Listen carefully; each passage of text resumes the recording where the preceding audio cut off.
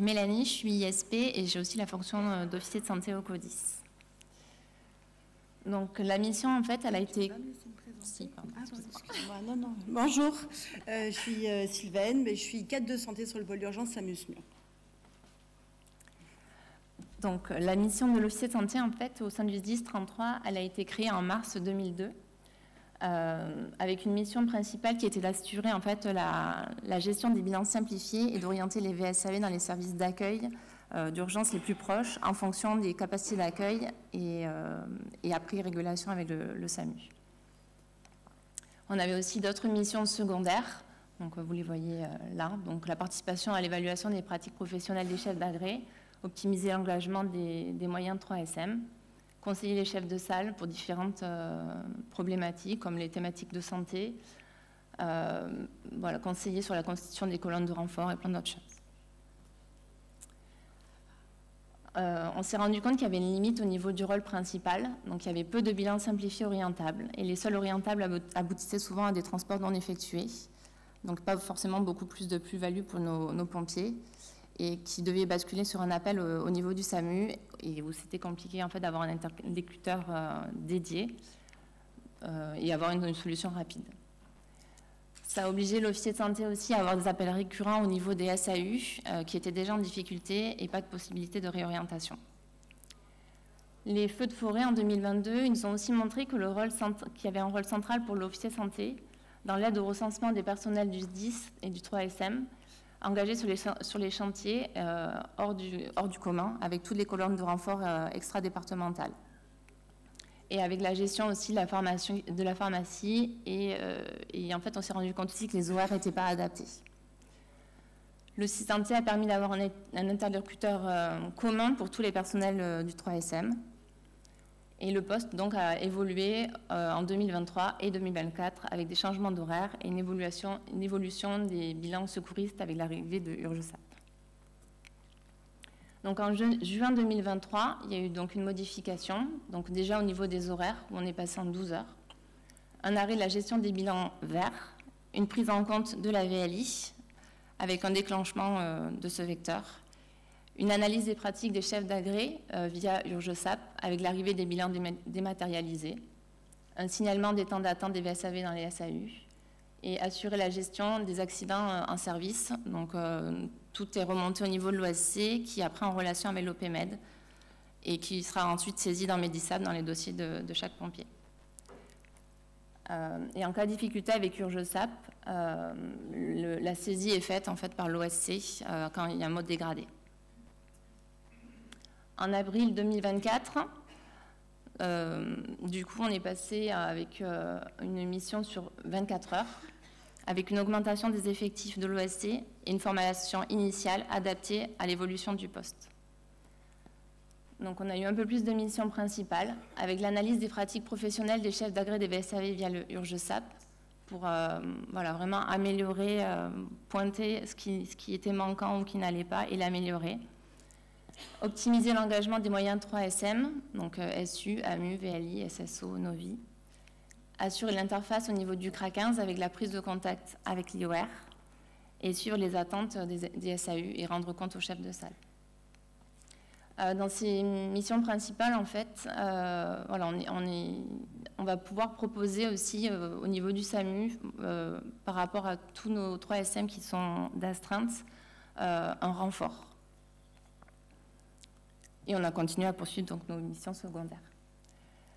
L'interface avec l'IOR, elle a permis d'avoir un interlocuteur propre au sein du CRA 15 afin de faire remonter les difficultés rencontrées sur le terrain par nos équipes HVSAV, ainsi que les problématiques d'attente des SAU, ce qui a permis à de nombreuses reprises en fait, de débloquer des situations ayant des effets de bord importants. La problématique de l'attente des SAU, au-delà de la prise en charge de la victime, elle va aussi entraîner un dépeuplement en fait, des centres de secours, ce qui va augmenter en fait, les temps d'intervention dans des situations parfois graves. Alors, je vais vous présenter l'IOR, donc l'infirmier organisateur de la régulation. En fait, en mars 2023, on a une volonté de mettre en place un coordinateur de gestion des flux sur la régulation, à l'image des infirmiers de flux sur les urgences et des ARM coordonnateurs en soutien des superviseurs.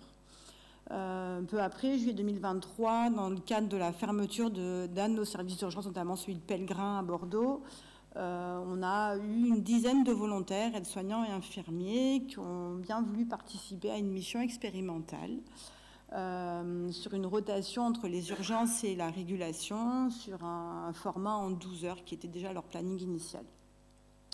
En août 2023, on fait le démarrage de la mission expérimentale avec une nouvelle personne qui arrive sur la régulation, un nouveau métier à créer, de nombreux rétextes qui sont faits. On voit rapidement que finalement, on va plutôt sur une fonction infirmière, une fonction même IOA, avec une certaine expérience. On accompagne petit à petit les échanges qu'on peut mettre en place, notamment donc, effectivement avec l'OSC. Tout ça est effectif constant. En janvier 2024, notre service d'urgence réouvre et pour le coup, la mission s'arrête. Donc voilà, qu'est-ce qu'on peut faire? On a rapidement le retour de nos partenaires, notamment le SDIS, mais pas que. On a aussi la TSU, les autres services d'urgence avec qui les professionnels ont pu créer du lien, qui nous disent mais qu'est-ce qui se passe? On n'a plus notre interlocuteur. Donc un projet est de nouveau soutenu au niveau de notre direction hospitalière, au niveau de l'ARS. Et finalement, en mars 2024, l'ARS accompagne 3 ETP, donc 3 temps pleins, pour lancer une bonne fois pour toutes la mission d'IOR. Voilà. Donc les prérequis au poste, en fait, on les a identifiés petit à petit pendant la période expérimentale. Donc c'est d'abord accepter un temps partagé. Tous nos professionnels sont à mi-temps sur la régulation et à mi-temps sur les services d'urgence du pôle. Détenir la compétence IOA qu'on a rapidement identifiée, connaître le maillage de l'offre de soins de la métropole, donc avoir une certaine expérience et expertise, connaître les filières recours, savoir être force de proposition auprès de nos médecins IRM, ce qui n'est pas forcément toujours très simple, maîtriser les outils bureautiques, ils ont dû découvrir notre logiciel de régulation, donc ça aussi c'est nouveau, prendre un appel par téléphone, qui ne font pas forcément partie du métier infirmier proprement dit, et savoir s'intégrer dans une équipe pluridisciplinaire, voilà, arriver dans une équipe qui est déjà constituée et venir en plus. Alors, les missions de l'IOR, elles sont multiples. Elles sont évidemment, la première, c'est d'améliorer les conditions de prise en charge des patients, des victimes, donc dans tout leur parcours. En ce sens, c'est limiter les saturations des services d'urgence. C'est également limiter les délais d'attente des transporteurs SDIS et ATSU, on en a parlé. Soutenir les acteurs de la régulation médicale libérale. On a aussi longuement parlé du SAS, donc l'IOR peut intervenir dans ce sens-là. Et AMU, dans l'organisation des flux. Optimiser les modalités de coopération avec les services d'urgence et les établissements et favoriser la communication opérationnelle. Donc CTA CODIS et les coordinateurs aussi ATSU qu'on n'oublie pas et avec qui ça fonctionne très bien. Alors nous, les horaires, c'est 8h-20h. C'est du lundi au dimanche. On n'est pas encore sur du H24. Donc dans les missions de l'IOR, c'est une traçabilité des appels 3 fois par jour au moins et autant que nécessaire, par la relation notamment avec le CTA, pour toute situation complexe. La traçabilité des situations individuelles, problématiques de vecteurs, de prise en charge, travail sur les orientations et les réorientations. Alors, c'est entre 5 et 15 par jour. Alors, ça dépend évidemment du contexte du jour, ça dépend de l'activité du jour. Mais effectivement, voilà, le travail qui est fait sur la réorientation est de plus en plus privilégié sur les orientations, dans le sens où plus tôt on anticipe, plus tôt on est efficace. Et participer à la démarche qualité avec la mise en place d'indicateurs. On est accompagné par notre DSI, notre système informatique, pour effectivement mettre en place un logiciel qu'on n'avait pas de façon initiale et qui soit ajusté à la mission et qui nous permette après de faire des extractions et des statistiques.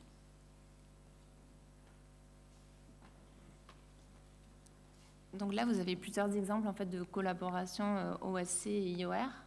Donc l'IOR appelle l'urgentiste de Blaye car la VP à proximité avec 6 impliqués légers. Donc elle va pouvoir... donc l'hôpital de Blaye dit qu'ils vont pouvoir recevoir au besoin. Donc il y a un appel à l'OSC pour l'évaluation des ressources disponibles, ISP ou MSP, et une attente de la régulation par la suite. Un autre exemple, par exemple, donc l'IOR, en faisant le tour de ces fiches, pour le coup, qui sont ouvertes, constate donc le DRM 439, une suspicion de col du fémur, une orientation sur Pellegrin, mais pas de place, mais sur la mutualiste, donc qui est une clinique en proximité, on voit qu'il y a de la place, donc le patient peut avoir une meilleure prise en charge. Donc, fait valider par son médecin régulateur l'orientation vers la mutualiste et prend contact auprès de l'OSC pour valider que le VSAV va être rerouté. Donc là, vous avez les différents exemples, on vous laisse donc le binôme IOR et OSC, les bénéfices qu'on a pu retrouver. Donc c'est un seul interlocuteur au niveau du SAMU et du SDIS. Ça évite en fait les différents appels multiples aux SAU et aux ARM. Donc c'est d'avoir une vision globale du terrain en temps réel, que ce soit au niveau des SAU, mais également sur les VSAV engagés et sur les difficultés qui peuvent être rencontrées. Pour les deux postes, ce sont des paramédicaux, donc tous deux le même langage, une pertinence dans l'échange, ce qui permet d'avoir une évaluation de l'état des victimes et de permettre de proposer des réorientations adaptées. Donc on parle d'une prise en charge plus efficiente, un désengagement des SAU, comme on dit, le juste soin au bon endroit dans le meilleur délai. Et ça a permis également de libérer des VSAV pour les remettre disponibles sur le terrain et de rationaliser les moyens. Revenir en arrière. Bouton rouge. C'est bon. Okay. Alors on a voulu réfléchir sur les perspectives. C'est une collaboration qui est nouvelle.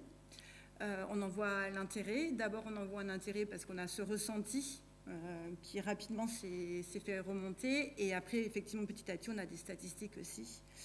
Mais on pense qu'on peut encore renforcer ce lien. Alors, on pose des questions, on ne sait pas, on n'a pas forcément les réponses, chacun à notre niveau. Donc, peut-être des horaires communs, une pérennisation du lien OSC-OR H24, une formation commune. Alors, on ne parle pas forcément de véritablement formation commune, mais en tout cas, un temps d'échange où effectivement on pourrait apprendre davantage à travailler ensemble. On a chacun de notre côté un temps de formation qui est dédié à la mission et d'avoir un temps de partage en ce temps de formation. Donc pour connaître justement les limites et les enjeux de chacun. On avait pensé aussi à une organisation de débriefing OSC-IOR pour identifier en fait les situations non opportunes et mettre en place une stratégie d'amélioration des pratiques, comme sur les problèmes des procédures spécifiques au CODIS et au SAMU. Donc ensuite, le temps aussi fera certainement les choses. Donc c'est assurer les fonctions OSC et IOR. Donc, par exemple, remontée d'informations, autonomie de fonctionnement, sécurisation de la fonction. Donc par exemple, la confirmation de l'envoi d'un SMUR et limiter les appels et les questionnements. Et enfin, avoir des outils communs.